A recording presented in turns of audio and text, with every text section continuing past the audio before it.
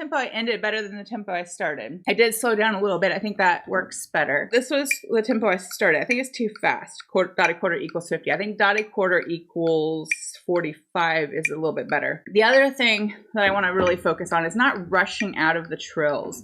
Part of the time I kind of want to rush out of the trills like subconsciously because I don't like the way the trilled note sounds in the trill fingering.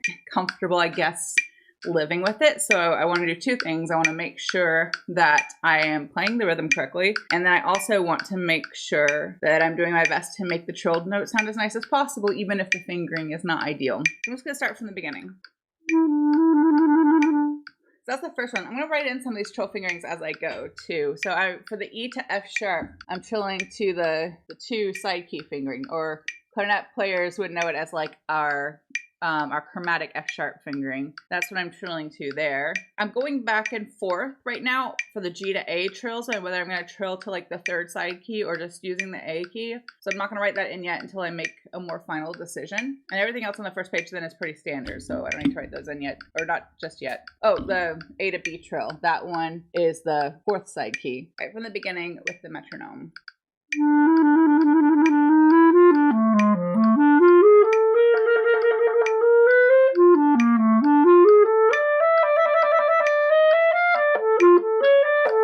Nope, I don't know why I put an A sharp in there.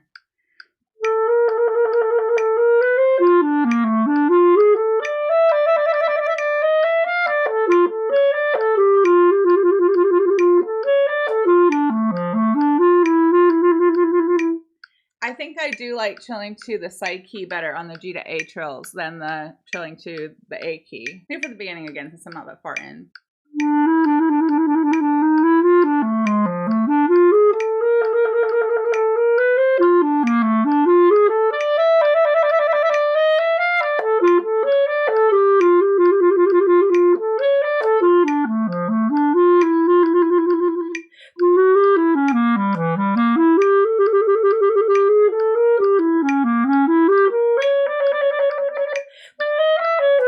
Oops, the breath is messing me up. The rest are going to be harder with the metronome, and I'm just going to try and make it work.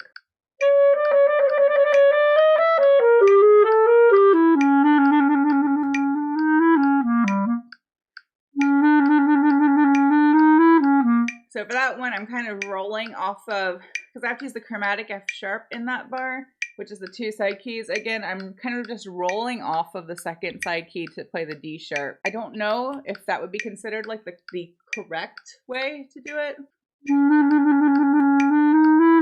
But I can't, well, no, it is a C natural afterwards. No, that would be messier. It's just a messy combination of fingerings no matter which version you go with. And I think rolling off the 2nd side key is the least messy of the two.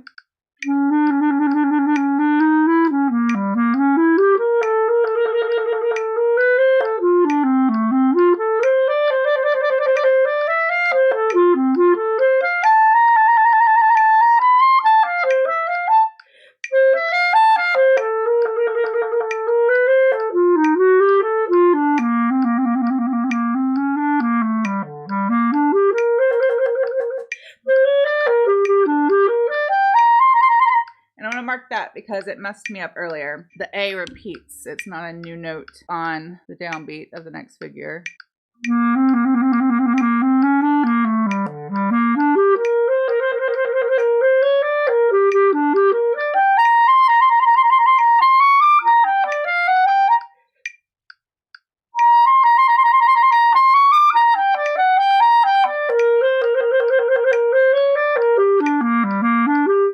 What is that next note? It's an F sharp trill. There's not a place for me to do even like a one-handed page turn just to tidy it up a little bit. There's not. I was hoping like one of the trills I could kind of like play it with one hand and then turn the page, but no, it's just going to be a little clunky. But I will write in that it's an F sharp is the next note, so I can at least kind of resolve that moment before I turn the page. I'm going to go back like 4 bars before the page turn.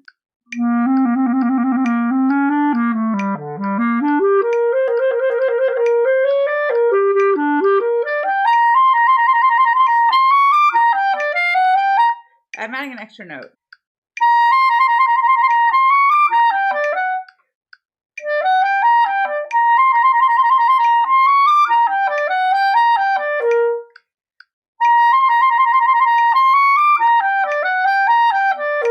That was better. I'm gonna go back to my original starting point, beginning of the second line from the end of the first page.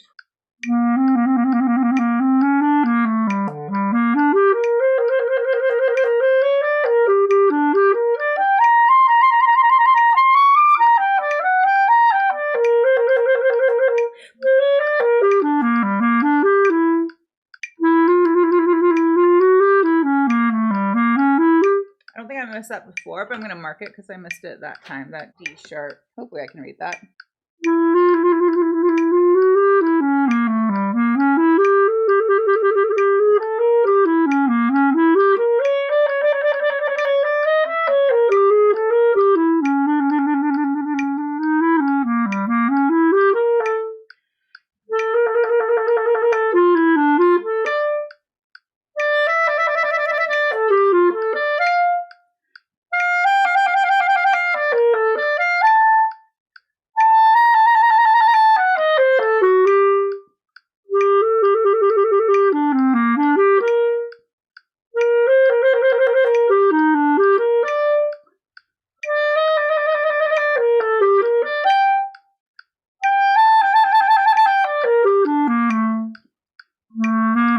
And that one, I think, my best guess is that is meant to be trilled and they just forgot the marking. See, this is why you can't always trust the editors. Yeah, I think the marking was just left off. I think it's meant to be trilled like everything else.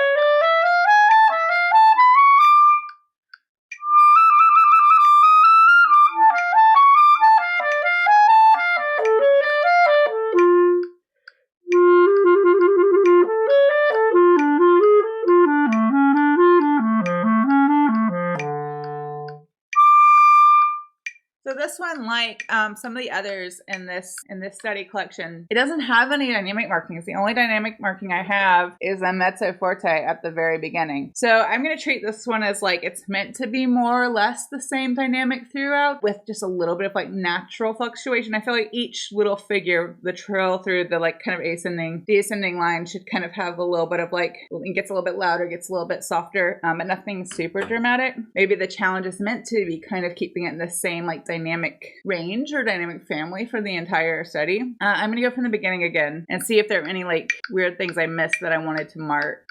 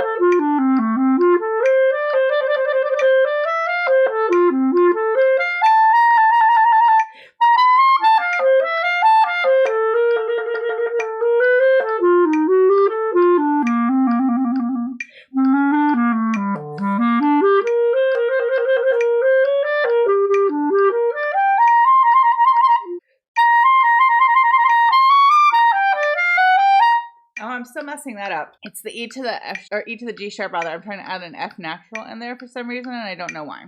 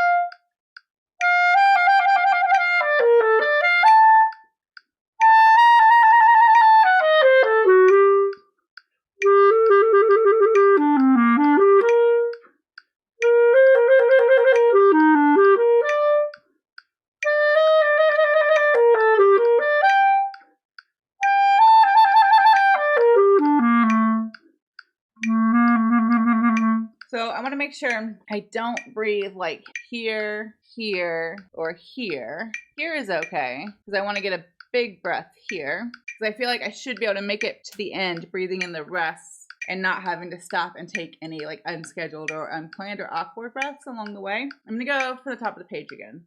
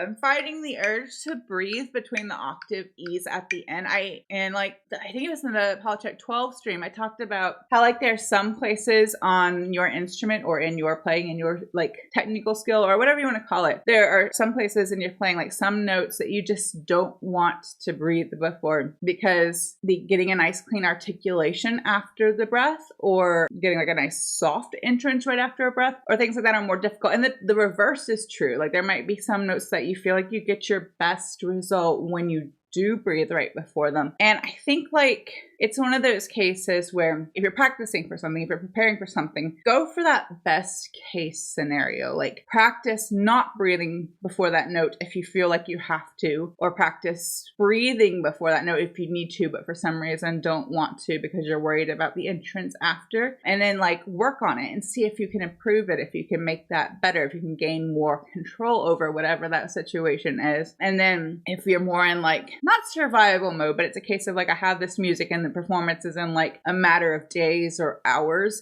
then come up with the way that gives you the best result, the most professional result to deliver like in the moment. I think that's the best way to approach practicing in general, is to practice long term, like you're going to overcome those obstacles, but then in the moment, in a performance, in a jury, in an exam, whatever, that's not the moment to try the hard thing and not know how it's going to go. I mean, unless of course your teacher has it, which my teacher did this to me all the time. He said something like, I don't want to hear a slur between those notes, or I don't want to hear a breath between those notes, or I want to hear a clean articulation between those two notes, whatever it is.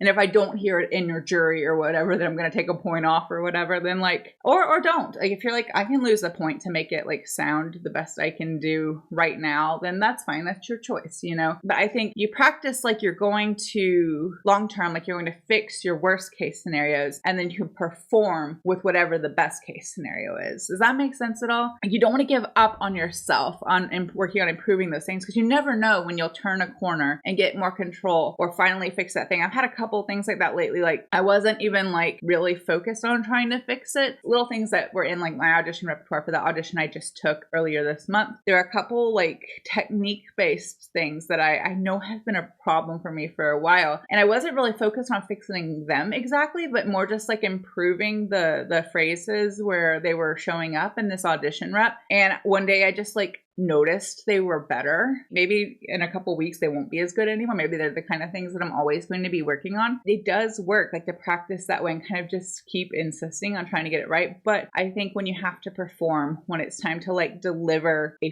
full run through or whatever it is, whatever the situation, then you just do what you need to do to make it sound the best you can. Like whether it's cheating on articulation a little bit, or cheating a slur by breaking it if it's between like a very low note and a very high note. But anyway, that's all would say that for me, high E is one of those notes that like I always feel like I gotta baby a little bit to get it to sound the way I want to. I don't know if it's me. It's got to be at least partly me. On my old instrument, my buffet B flat, I felt like it always, like if I'm tense at all or if I overthink it at all, it overshoots the partial to a high A. On clarinet, I don't know if everybody plays this way, but I play using the same fingering for E and A all the time.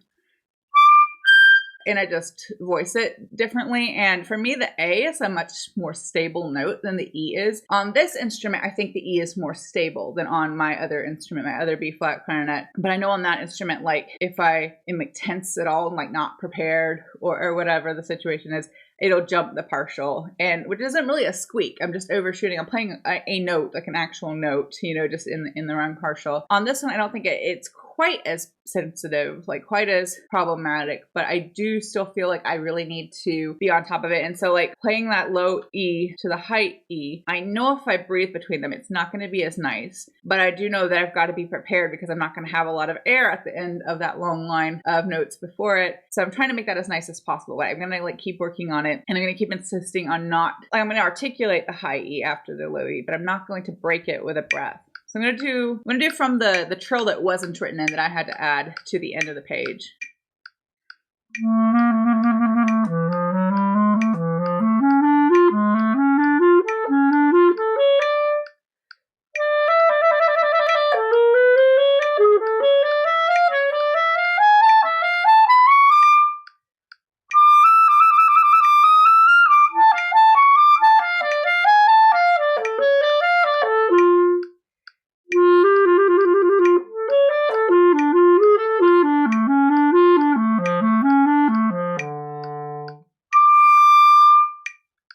I'm gonna do it again because I messed up that G to A trill. I did the A key instead of the side key, which I think, even though it doesn't sound quite as nice, is going to be cleaner technique-wise, coming out of it especially.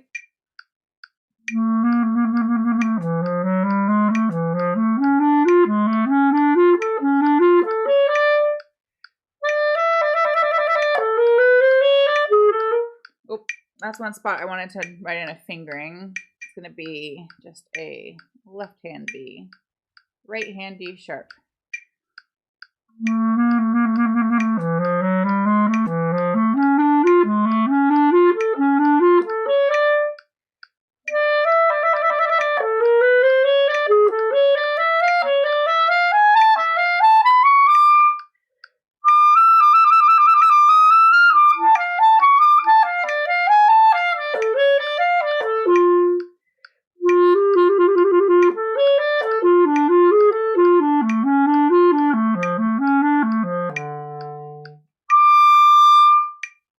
That's a little bit better ending. I'm gonna work backwards a little bit and go back to the beginning of the page.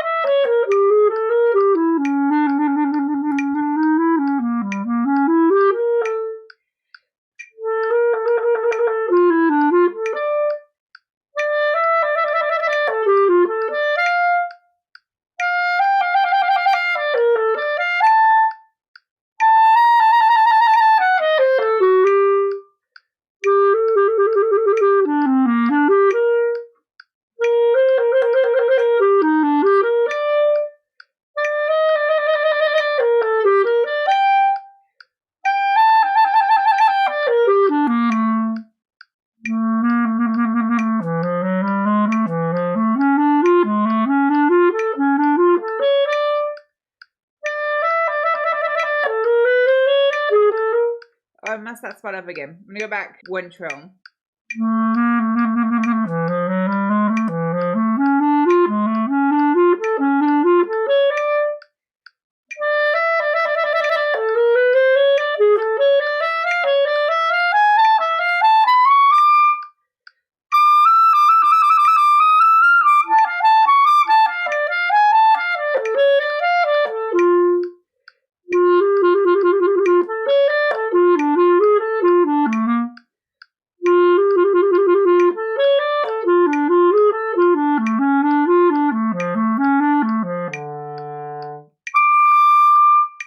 All right, I'm going to go back to the beginning and work on the first page a little bit more. Still with the metronome. Also, I want to mark this in because I missed it a couple of times, even though I thought I would remember it, is I want to use the fork fingering on this B. You might call it the sliver key fingering if you're a clarinetist. To prepare for that A sharp. And for those not in the know, it's normally we play B natural here, and then you play it like this if you're going to get to your A sharp or B flat so that you don't have to do this nonsense. I'm going to go from the beginning again.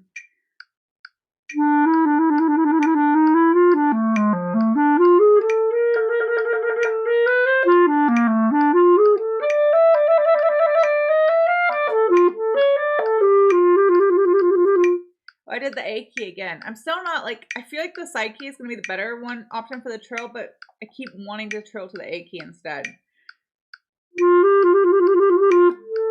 But I can't get to the B as cleanly. Yeah, it's better to trill to the side key. I just need to make myself do it. I'm going to go at the beginning again.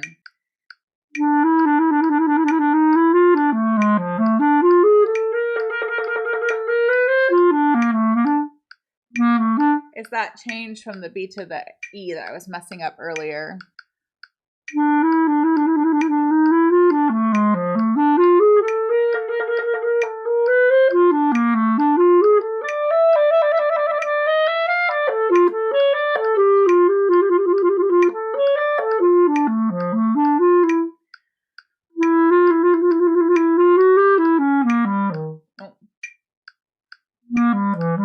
That's what I was trying to do. I was trying to go to the right hand F sharp, which I think makes the most sense.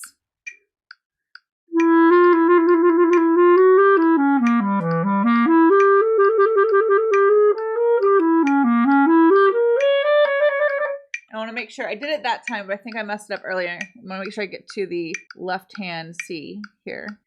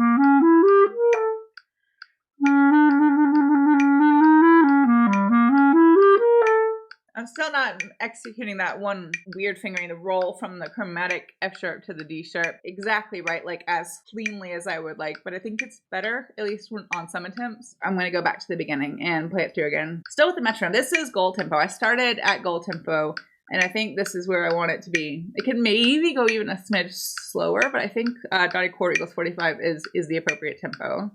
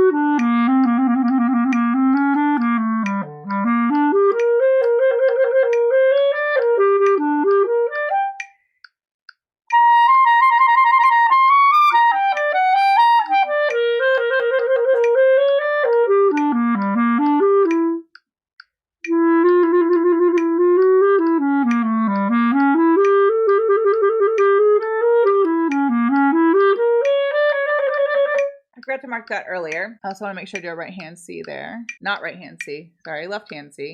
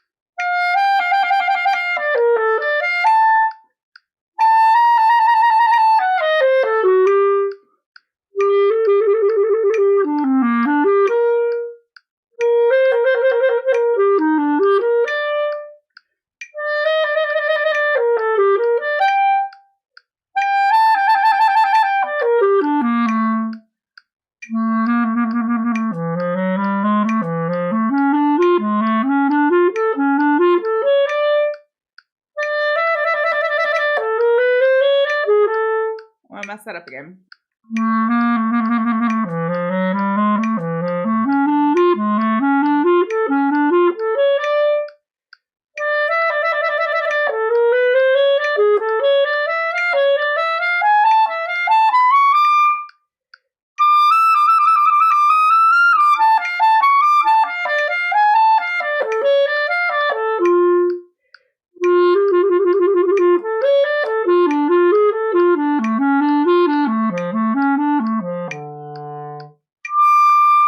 Some of the trills are better. Some of them are still tricky. There are definitely moments through this where I have to really keep my mind on like kind of thinking of it like widening the notes to make sure I don't rush through them, making them kind of like fatter. It's kind of like the mental image I'm using to kind of make sure they're smooth and connected and I'm not rushing through them. I think I want to start running through it some without the metronome so that I can practice the breaths a little bit better. Let me hear the tempo again.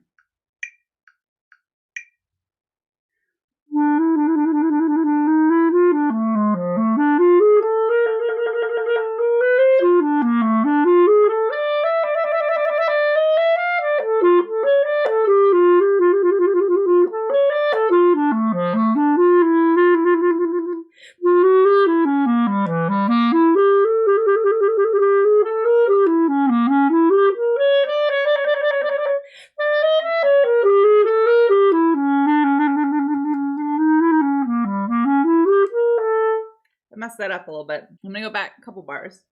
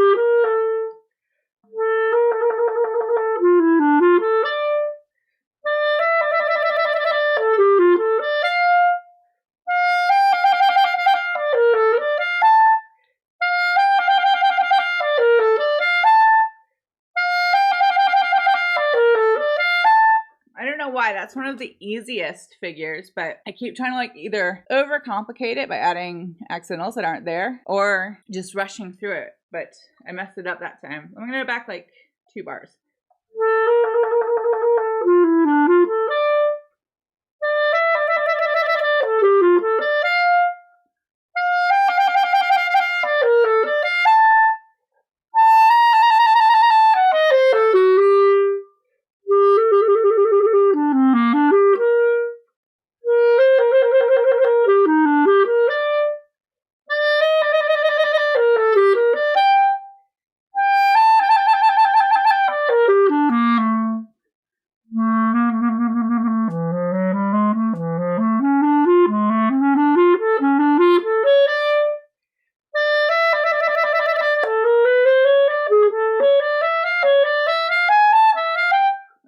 it up. I'm gonna go back, not quite a line, a little, well, to that first B trill.